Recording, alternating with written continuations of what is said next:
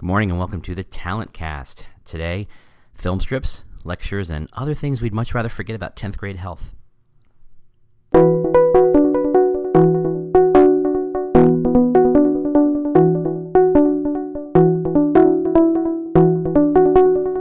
Howdy! Welcome to The Talent Cast, where we talk about the new world of talent acquisition and recruitment marketing. I, am your host, James Ellis. I was bitten by a radioactive recruiter once and discovered I had strange new powers, and thus we are here.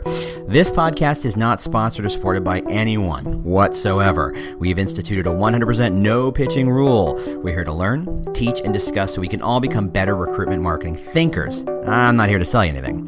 If you like this podcast, and I really hope you do, tell the world on LinkedIn and Twitter and any other place you're professionally social. I'm pretty sure your friends don't care. You can always review us on iTunes or Google Play. We really appreciate that. As always, if you have comments, questions, topic suggestions, if you would like me to discuss your particular problem, if you know someone I should interview, reach out to me on the Twitter. It's The War for Talent. That's right, The War for Talent. Or just go to our website. We're at thetalentcast.com, thetalentcast.com. Otherwise, here we go. Hope you enjoy.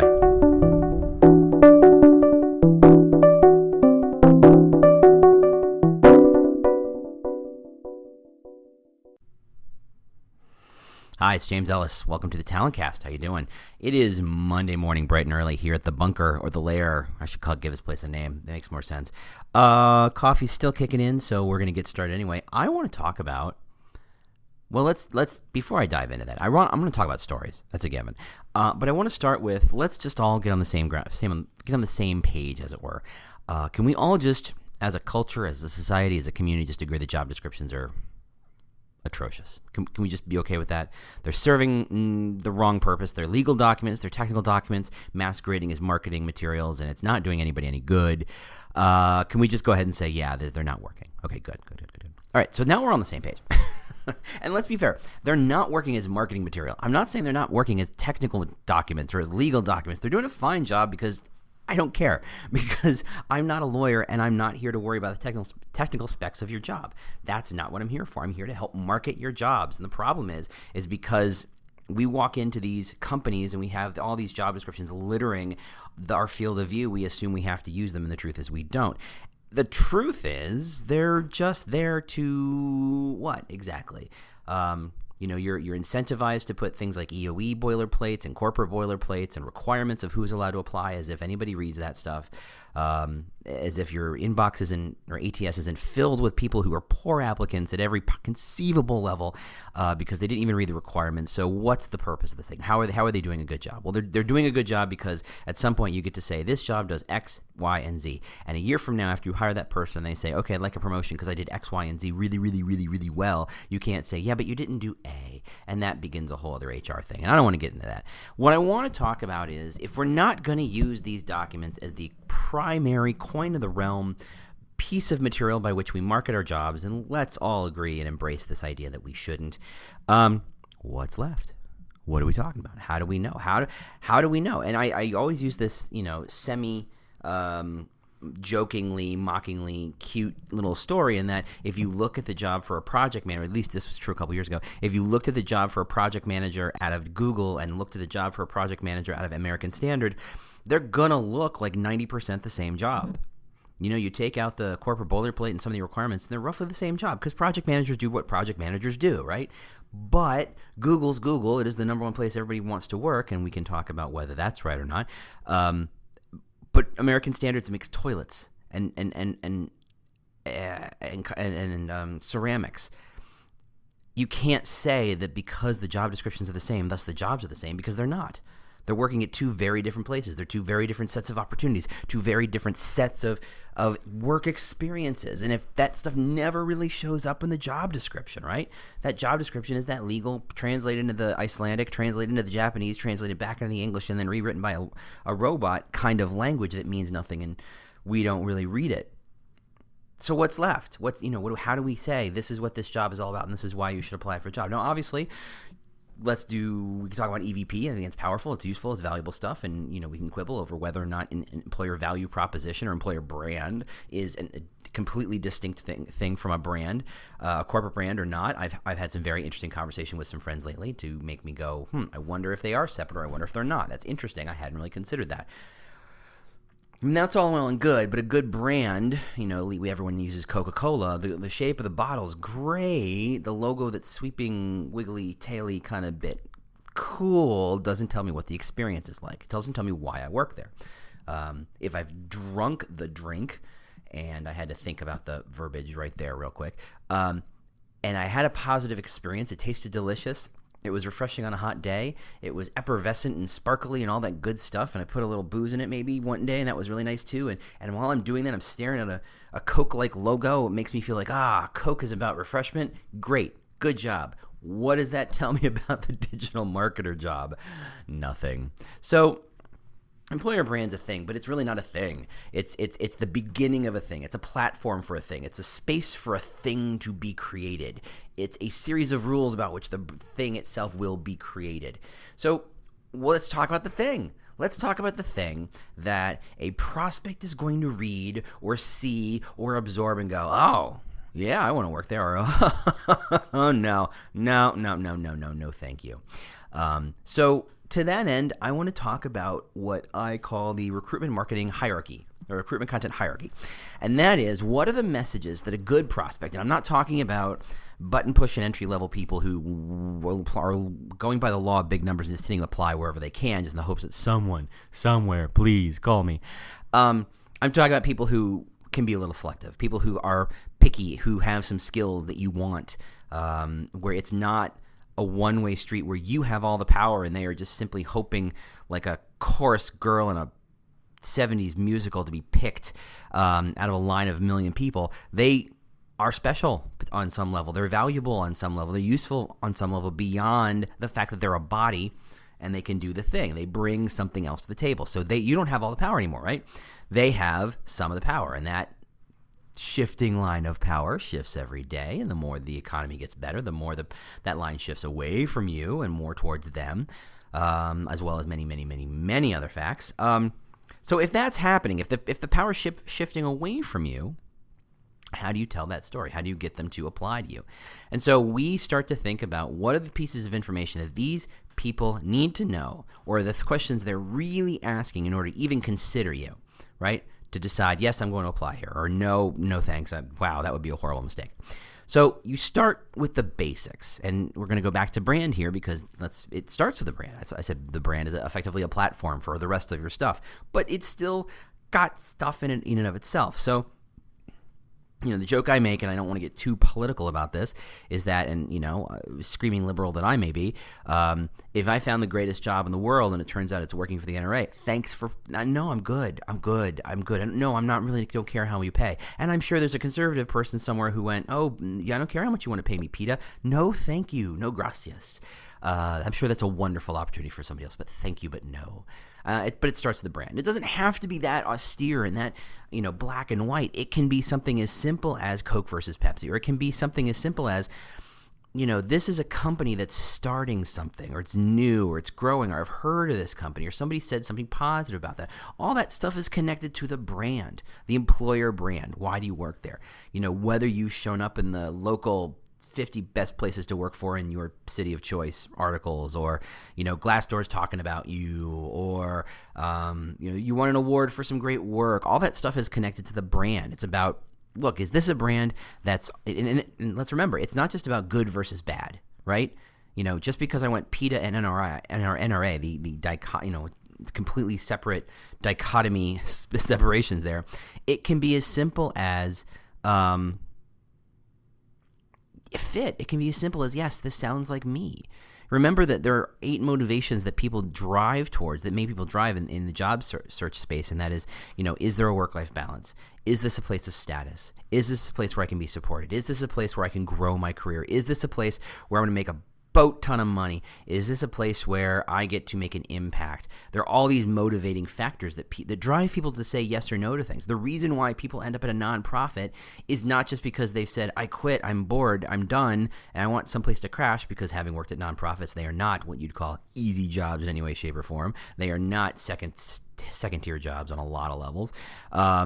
But people choose them. People choose to take a pay cut to work at a nonprofit. Why? There are reasons. In the same way that people choose to work jobs that are 80-hour work days because they think, something's motivating them. Whether it's money, whether it's the future, whether it's an opportunity at the end of a year or two of time of just near slave labor. There's a motivating factor. And the thing you have to do on a brand level is connect that motivation with their motivation, what you offer and what they want. So if you're all about work-life balance, congratulations. People who are all about status and money are not going to apply to you. And you know what? That's great. You don't want them. They were never going to be a good fit anyway. If you're a culture of supporting people and you hire a shark, the shark is either going to kill the rest of those little minnows or get spit out by the larger group. And either way, it's a failure on every conceivable level. So don't, right? It's not that the shark is bad. The shark is going to be great someplace. In another office of sharks, in another office where sharks are desired and needed and wanted, right? In a culture of sharks, in a culture of let's all do this together and figure this out together. It's all about teamwork. It's not about I, it's all about we. So you need to find someone who's all about we, who wants to play a part, who wants to be a team player, who isn't as interested in the spotlight, isn't interested in the individual achievement aspects of that part of the work. And again, not good or bad. Everybody seems to, when I talk about this stuff, everybody seems to mentally assign a good versus bad. And if you do that, that is on you, mon frere. That is just you. That is you saying, I am a shark, and therefore all non-sharks are bad. No. It's a saying, I'm a team player, and all sharks are bad. No, it's, look, take it straight up. Goldman Sachs is looking for sharks, right? They're all about status and money. Good for them. I mean, there's issues there, but not, nothing I want to discuss here. But those people, that's where they want to go. They don't go working in the Red Cross. People at Red Cross are all about something very, very different, and good for them. That's what they want, okay? So you have to really understand, what is the brand? What does it stand for? What is its mission?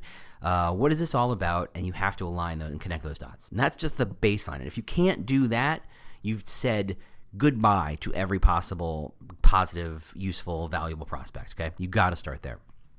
Once you've established the brand, though, what's next? Okay, the brand content, by the way, and the stories about the brand, the stories you tell about the brand are usually the easiest to tell because, one, you've got either a marketing team or a recruitment marketing team there and dedicated to defining and telling that story, right? You've got resources. They're spread across every career area and job type and department and location. What Coke is all about. I'm sorry I keep coming back to Coke. I'm actually a Pepsi drinker, turns out, so I don't know where this is coming from. Sorry for the free advertisement to Coke for a drink I don't really care about. And now you know too much about me. Coffee. I always know when to drink a coffee when I'm like, oh, here's an aside. Why the heck did I just say that? I don't know. Coffee. Not my best cup. Anywho, talking about brand. Oh yeah, so how do you activate that brand? Oh, you've got these teams of marketers and recruit marketers who activate it across the entire brand. The brand is not different per se between your marketing team and your HR team. Now, when you get in the nitty-gritty of it, yes, it is. These are very different teams, but the brand of the company is the same, right?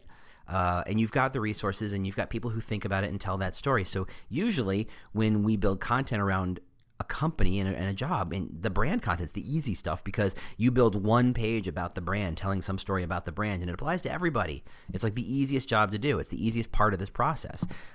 It creates the illusion of value across everybody's job. So, but once you have that, what's next? Okay, well, we get nitty gritty. We go with location. We talk about location, and we don't talk about it just in, are you in Chicago versus Cleveland or Columbus versus New York? We talk about it as, really, where is this job? What is the job? What is the location, the geography, the logistics of this job? Do I have to drive there? Is there a parking lot? Can I walk there? Is it trainable or bikeable or walk, or busable? Is this out in the boonies in an industrial park and I'm going to have a car and I'm going to be isolated from everything? Or is this downtown and I'm going to have to train it in or bus it in and I'm going to have to walk a couple blocks or maybe a lot more than a couple blocks to get to work, but I'm surrounded by lunch options and coffee options and shopping options and all sorts of stuff. Is this a place that's going to be near my daycare? Is this a place that's going to be near my vet or doctor? Is this a place that's going to effectively change my life physically because I have to spend so much time in the car, in the public transport to figure out how to get from place to place to place? What is the location of this job? Now, I always joke, about coffee, but, whatever. That's what the job is. So you need to talk about the location, and applying a map is a good start, but it's not the whole Megillah. You really do need to tell those stories of, look, this is our new location. Here are pictures of our office. Here are people in the office. Here are some cool features we built within the office. And I don't mean you have to be Google or have to have some sort of, fire pole or slide to get from floor to floor like your children or something. I mean, hey, look, we've got a nice little view, or hey, we've got good computers here, or hey, we've got really nice ergodynamic chairs because you got to sit in them for 8 to 10 hours a day, and we actually care about your back. Or, you know what, this office is just filled with art by children, and that's kind of cool, and that's just a thing we do, and that's what we're all about. Okay, great. All those things are good, useful, valuable ways of telling your location story, and you should tell that story. Okay, so now that you've defined the brand, and now that you've defined the location, you got to talk about the job itself, right? Okay, you're working your way up the channel.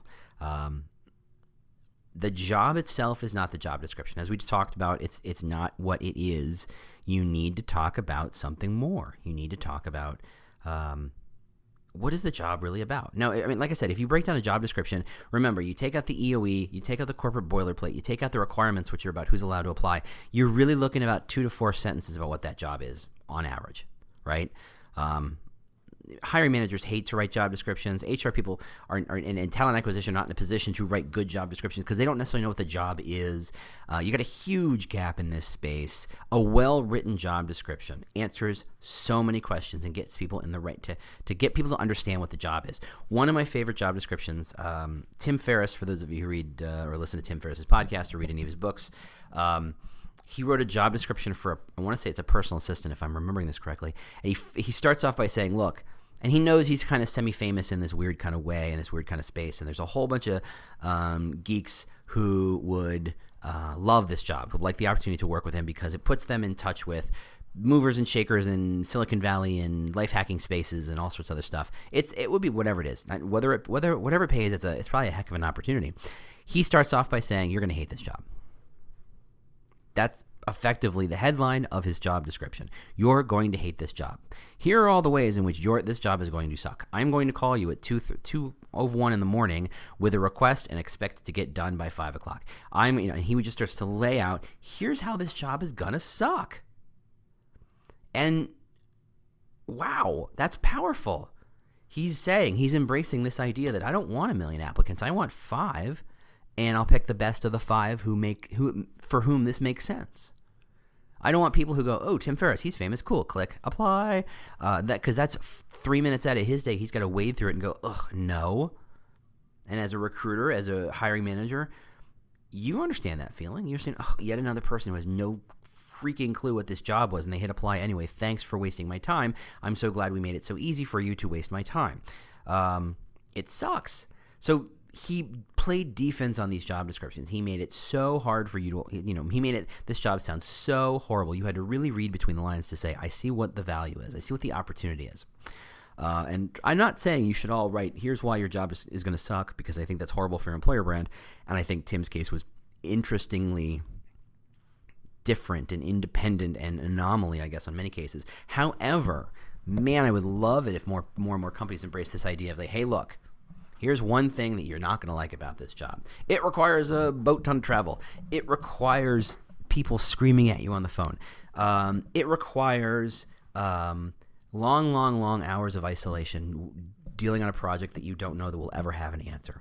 These are all things that for whom most people go, no, I don't want that. But for some people, a handful, a very, very small minority of people go, yeah, I'm good with that. Yeah, I'm totally fine with that. Some people need collaboration. Some people need independent space and saying what's there and what you might not like about it and framing it in terms of this is what you won't like. Yes, you're going to have less applicants, but if number of applicants is your metric, you're doing this wrong, right? You're not there to find 1 million applicants. You're there to find the 1 in a million applicant. That's what you're here for. You're here to find quality, not quantity. So put a little negative spin on some of your job descriptions. Talk about this. This job, look, is not all sunshine and roses. It's not all the stock art of people smiling and jumping up and down with happiness and glee. It's not women laughing while eating salads level of happiness every day. Some days, the job sucks because every job every once in a while sucks. No job is perfect. I have not seen it. Maybe I'm wrong. Maybe I'm just missing something, and I'm a horrible person. I just miss how wonderful every single job I've ever had has been. And usually most of them are. And every single one of them has had, in some way or fashion, sucked. And I like to think, maybe I'm wrong, tell me I'm wrong, that you would agree. Anyway, so talk about why the job's going to suck, because I think that does a great job of defining who would be good at it. It does a great job defining what the job really is. It doesn't paint it in, if not sunshine and roses, most of these job descriptions are worded so vaguely that you can read them and go, I read this 7 times. I still don't know what I'm going to spend my time doing. I still don't know what's expected of me. Am I reporting to the C-suite or am I reporting to the janitor? I can't quite figure this out. I can't quite figure out what the value of this work is, or who does it connect? What other work does it connect with? Or how do I know that I'm doing a good job? Or how do I know that my work has value and meaning to the company or to the client or to me or whatever, somebody, anybody? What is the job really? And that's what you have to do. You have to really tell the story of that job. What is that job? And there are plenty of ways to tell that story outside of a job description, as if the job description is doing any good there. Obviously the first one I always jump to is day in the life. Talk about, you've got a data processor or a risk analyst. Show what they do all day. Take snapshots of their calendar and say, okay, here's how you break up your time. And hey, look, this is a job that has 17 meetings a day. And there are 20 and 80% of the people who look at that will go, ugh, and will run screaming. And good that they do it before they apply, before they waste your time, because they would have run screaming in the interview after you already called them and talked to them and prepped them. That's a waste of your time. So send them screaming now, right? But let them know a little bit about the good and the bad and the ugly. Let the story, let the opportunity, let the person who's doing that job give the spin on how it can be positive, of how who makes sense in this job and why they're going to be happy here and what about this job makes them happy. Let them spin that, but don't be afraid to show a couple of warts on it, because that makes it real. Okay, so you've got the brand, the location, the job. Above that is the job experience. What's it like working at that company? What's it like being there?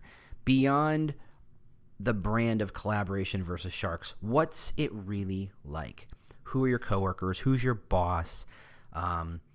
What's the experience of being there? I'm thinking of a company I did some work for many years ago, where they had regional salespeople who went to and sold to independent pharmacies all across the country, and they had a territory. There were 300 of them across the country, and they had these little territories all across the country, and they only saw the other people who worked there and their boss once a year when they all came together for reviews and a corporate retreat, right?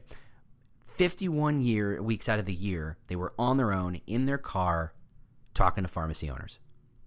That's a very particular job. That is an experience, right? My job and your job, radically different, I'm guessing, than the experience of sitting in your car 51 weeks a year talking to pharmacists who are not, connected to the big chains, right? And they want to talk about the price of Ace bandages, or they want to talk about generic pills, or they want to talk about, hey, we're getting low on eye drops or something. I don't know. That's a job. That's a very particular job, and there's somebody out there who's going to just kill that job, who's going to just ace that job, who's going to make just turn it on like it's the best thing ever, and you don't know how to find them because you're not talking about what the job's really like, because you get 100 applicants who think this is a salesperson job and they can do it from home, or they can do it from their phone, or that they never get in their car. They meet their clients all come to them, and that's not what that job is. So what's the experience of the job? Now, on top of having these 4 ideas, you have to layer them out the right way. You have to start by saying, what is the brand? You have to start by saying, this is who you are. And again, NRA versus PETA, you have to say, this is who we are and this is who we stand for. Because if you skip that part and you do have that, here's the greatest job in the world, oh, it turns out it's NRA, oh, I did not realize, thanks for playing, I feel gypped. I feel a little jerked around, and any negative impression I have of that particular brand has just been exacerbated because you've been a jerk to me by lying to me or obfuscating the truth. So you start by saying, this is the brand. This is where we are. This is how you get here. This is what the job is every day. And these are the people who do it, and this is the kind of experience they have. They work in order in that kind of hierarchical model. And this is why I say it's a hierarchical. And I think back to 10th grade health class when everybody learned Maslow's hierarchy of needs and everybody said, okay, it's all about I got to get air and then water and food and then I get to get shelter and then I get to get I get to find some sort of, I don't know, I make jewelry now and clothes that, work in different environments. And then I find a group of people who I connect with and who get me, and then I fall in love and I find some sort of level of self-satisfaction or self-activation, right? They work on top of each other. You can't be worrying about making jewelry when your house is burning down. You can't be worried about love when you have no food, right? You have to build on it. You have to start with the ground floor and work your way up. Same way with this kind of content. If you start by saying, here's an amazing job experience, and you skip over the brand, location, and the job, you look like a weirdo. You look like you're trying to pull a fast one by only showing the cool stuff, by only showing the advanced features of something, and you're not talking about the basics of this is the brand, this is where we are, this is what the job is, this is what's going on. You have to do the due diligence. You have to do the baseline stuff. Otherwise, it doesn't work. You just sound like you're talking craziness out of out of nowhere. So you have to work and step up each level. Build the content about your brand. Leverage what your recruitment marketers and marketing teams are already doing. Put it on your website. Make it easy to find. Talk about it on social media. Talk about it on other channels. Get it out there. But that's a very, very broad piece of content. You need to go up a step. Okay, everybody in Massachusetts or Boston or whatever it is, here's some stories about you. And then you target it to people on Facebook in Boston or the Massachusetts, Boston metropolitan area. Or you talking about, you try and get it connected to Boston magazines or people in Boston to share it because it's a Boston story. Hey, people in Boston, you might like this job in Boston because we're telling an interesting story about what things happen in Boston and what kind of job we're doing in Boston, right? Then you talk about what's the job. Hey, data analyst. Hey, risk analyst. Hey, whatever it is, salespeople. Then you can tell a story. Now, once you get to this level, you can start to tell more interesting stories beyond this is what our location is. Now, there are plenty of good stories about location, and these are stories that usually involve we have slides to go from floor 2 to floor 1 or fire poles, and we have massage rooms and jelly beans and all this other good stuff. But, it doesn't have to be. I think the Muse does a great job kind of showcasing what offices are like or all the different kinds of offices. And there's even lawyer offices, which are, not exactly known for their, we're going to go down the fire pole level of frivolity that are still gorgeous and pretty and wonderful and warm and open. And, people like working there. So why can't you talk about that story? Talk about that story. But really more importantly, you have to tell it as a story, not as a marketing tool, not as a, hey, here's this thing you didn't ask about us. We're going to tell it to you. We're going to force feed it to you. We're going to interrupt your normal feed of Facebook or Twitter or the web or whatever and interrupt your day and try and force feed you this story that you have no interest in. Right? That's not a great way to do it. And that's unfortunately the way most advertising and marketing works is that we're all about interrupting someone's day to force feed them a story that they don't really want. And, when you put it in a cab or you put it in the back of an airplane or you put it as an interstitial before you read the article, it's a way of forcing you to see this thing. And really all most of us are trying to do is try to ignore as much of that as possible. If I want that story, trust me, I will find that story. I will go find it. So you have to tell it in a story that is so attractive and interesting that when it is shown to me that I go, oh, that's interesting. It's not a pitch. It's not a marketing ploy. It's a, hey, I'm telling you something that might be useful to you. And if it's, let's say it's the story about the Boston office and you've got a data and analyst studio in Boston, and yes, you're hiring, but you never ever say you're hiring. You talk about, look, this is why these people do their jobs here. This is the kind of story of Jenny and why Jenny does this job and why Jenny spends time doing this and this really cool thing, by the way, that Jenny did, which turns out is very unusual and it changed things and it really kind of opens up an opportunity for somebody to blah, blah, blah, blah, blah. You're telling Jenny's story. Now, Jenny's story can talk about the brand, the location, the job, and the job experience and telling it in a very personal way, right? You're doing one piece of content that's running the entire gamut of that hierarchy, telling all the pieces of it because they can all connect. And when we try to kind of separate them out, that's when we get in trouble. We try to say, okay, I checked that box. I filled some space up with some brand stuff, and I filled some space up with some location stuff. Okay, I guess I'm good. No, you can always tell the story more interestingly. You can always tell the story more valuably where it's connecting on a personal level. Because reading a brochure is not a story. Right? You know that you're reading a marketing material collateral thing. You know it's marketing. You know it's there to sell you something. A story should never feel like it's selling you something, right? I think, you go to, on every possible level, every good advertisement or every commercial I've ever seen, it starts with a story that says, is this like you, right?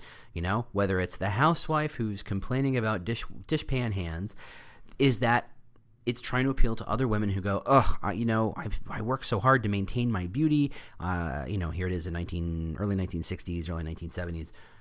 I remember the commercial, so it had to have been 70s. I'm trying to retain my beauty. The world is changing. I might have to go to work. I'm trying to, worry about this, but it's all being ruined by I have these hands. And they feel so stupid after I have to wash my hands. Won't somebody save me? And here are some gloves. Oh, don't use rubber gloves. Use, what was it, Palmolive? Was it Rosie? I can't remember. It's a long time ago. Anyway, it's a story. It's trying to connect with someone to say, isn't this like you? Every bad infomercial where someone's trying to open up a can of pickles and it looks like they got 14 thumbs when they're doing it, like they've never actually opened a jar of pickles in their life. And then eventually they do, and somehow they manage to spill the pickles like 14 feet in the air. Those are real. They're trying to say, isn't this like you? Has this ever happened to you? It's like that line. You're like, oh, no, I've never felt that stupid or looked that stupid in my life. I've, been drunk and sleepwalking. I've never looked that dumb in my life. Be a human.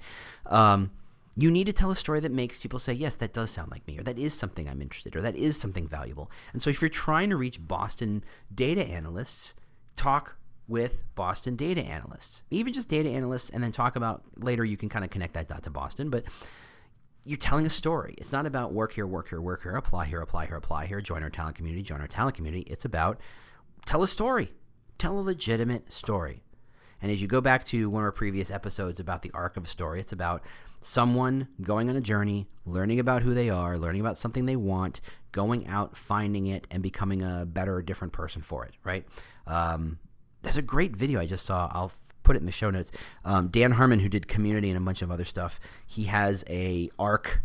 It's an 8-step story arc. It's super fascinating. It's a really good video. You should spend 5-10 minutes watching the thing to just get the nitty gritty of a story. And you can look at it and say, okay, I want to tell the story of Jenny, going back to that. I want to tell the story of Jenny, how she wanted to learn more. She wanted to grow. She wanted to change. She wanted to solve this problem. And here she is, just this quote-unquote data analyst. And wow, how can she possibly? But then she discovered this thing, or then she spent a little time thinking about this, or then she took a class on that, and she learned about how these two things connect. And suddenly she's doing these things. And suddenly the company is investing in her to do these things more. And you can see a very quick story arc. That's the sort of thing that gets shared, right? Here's another job description, does not. So those are the stories we tell. Those are the stories we need to be telling more and more often. That's the stuff that's going to work. And the truth is, as we grow, as the economy grows, as regardless of what the presidency thing holds, and I'm not even going to get into that, I'm not going to touch it, I'm going to cross my fingers and hope for all the best for the future. However, talent will always be talent. Talent will always require a little more than just here's a button, hit apply, great, we got your application, now we're in charge. It's never going to be like that again. The internet, all this other stuff has made it too open, it's too complicated, it's too messy. There's too much information out there of how people can find you. More ways for people to say no to you than there are to say you to them. So you have to walk away from the job description and getting the job description, the reach of the job description as the primary motivating factor of what you do. It's really about telling a story and get people to go, oh, interesting. And it sounds stupid. It sounds hackneyed and trite, but it's true. You have to get someone to go, huh, wow, okay. That's right there. That's an emotional kind of connection. And once you have that, the rest of it kind of figures itself out. Or at least if not, you can certainly, how to figure that part out. You've got that optimized, but you have to create and start with that emotional connection, because that's what stories are. They're emotional connectors. That's why we love Star Wars. That's why we love Goonies. That's why we love 27 Dresses. That's why we love, Grey's Anatomy. It's an emotional connection. You take those stories. I think back to Lost, and I think back to the first 5.5 seasons. For those of you who remember the TV show Lost, oh, there's a polar bear in the jungle. Oh, there's a smoke monster. Oh, there's a mysterious hatch. Oh, there's these people have amazingly weird connections that no one understands. Mystery upon mystery upon mystery upon mystery, and after 2 or 3 years, the audience wisely said, "Are you sure you know what you're doing here? Or are you just packing this box full of mysteries without any sense of planning or purpose?" Oh, no. We know what we're doing. We know we got a plan. We know what's going on. We got the whole thing scripted. We know exactly what's going to happen. We're going to have clarity and conclusion at the end of it. Okay, if you say so. And another year, and suddenly it's a 4-toed statue, and stuff, and craziness ensues. And then yet another group of people who've been on this island the whole time, and no one ever noticed. Season 6, the final season, starts clicking through. They introduce these other characters, what seemed like a god and a devil type of character, and you're like, what the heck is going on here? And then my favorite part, halfway through the 6th season, they've been telling you this whole time, we got a plan. They say, you know what? Turns out it's not that we don't have a plan. It's that you don't care about the plan. What you care about is the relationship with his characters and the love stories between these 3 people and how these people met and how they're going to fall in love and be forever. And I'm like, whoa. This wasn't a story about people falling in love and emotional stories. This was a story about polar bears and smoke monsters. What the heck is this? This was bait and switch. They tried to get you hooked because they couldn't find a way to make the emotional story interesting enough to get you to show up despite a plane crash on a mysterious island. They focused on the mysteries. And then over 5.5 seasons, they thought that they had invested enough in the relationships to say, it turns out it's an emotional story, not about the mysteries. To which I say, after 5.5 years, I think we know who your audience should know who they are, and they're all about the mysteries. And you pulled the bait and switch, and I'm forever mad at the producers of that show. But you can't do that. You have to say, look, this is an emotional story. You have to say, this is who we are. It's about the Jenny or the Bob or the Patel or the Neil or whatever. It's about these people and the work they do and how it impacts their life. And that's an emotional story.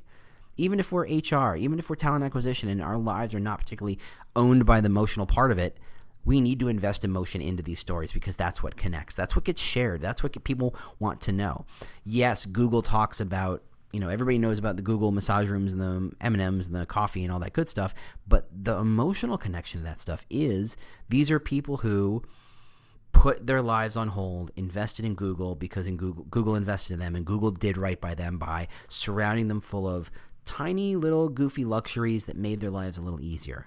It was a story of employee who gave everything they could give, and instead of the company saying thanks for playing, gotta go bye, the company says we really appreciate it, we got your back, here's something in return, here's something that's going to make your life a little easier. That's the story of Google. That's the emotional core story of working at Google, right? Yes, massages are nice, but if you hate what you're doing all day long, if you don't feel satisfied and fulfilled, the massage doesn't get you through the whole day. That's the emotional core of Google, for example. All right, so those are the stories you got to tell. Those are the stories you need to be looking for and listening for and collecting. And we can talk about later how do you actually use them. I think the next episode is going to be a bit more about the future, what's going to happen, where we're going, and all that good stuff. So maybe a good time for a resolution. We'll see. We'll see how it goes. Otherwise, if you have any questions or comments or complaints or issues or, I don't know, anything you want to talk to me about, just Twitter me. I'm at The War for Talent. Or you can go to thetalentcast.com, and that's a website, because it ends in .com, and just find all the different ways you can to contact me and ping me and tell me whatever you're going to tell me. Last episode was answering a question. That was a lot of fun. I'd love to do it again, but we'll keep chugging along and see what we can do. I would love the feedback, and any if you can review us on Apple, iTunes, or Google Play, we'd love that too. So until next week, I will talk to you soon. Thanks very much. Bye. Do you love news about LinkedIn, Indeed, Google, and just about every other recruitment tech company out there? Hell yeah. I'm Chad. I'm Cheese. We're the Chad and Cheese Podcast. All the latest recruiting news and insights are on our show. Dripping in snark and attitude. Subscribe today wherever you listen to your podcasts. We out.